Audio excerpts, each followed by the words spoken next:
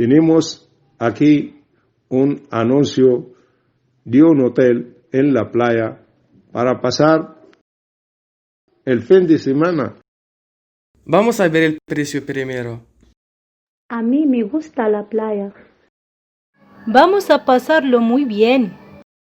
La habitación vale 320 euros. Muy bien de precio. Lo aprovecharemos. Es muy caro. No me gusta, la comida no parece muy buena. ¿Vale? Buscamos otro anuncio. Son cabañas en el bosque y cuestan 150 euros cada una. Es fantástico. A mí me dan miedo los animales del bosque. A mí me da igual. La comida creo que está bien y seguro tiene vigilancia las 24 horas. Ahora sí, me encanta. ¿Dónde está? Mira aquí. Está muy lejos. ¡Wow! Me gusta. Vamos a reservarlas.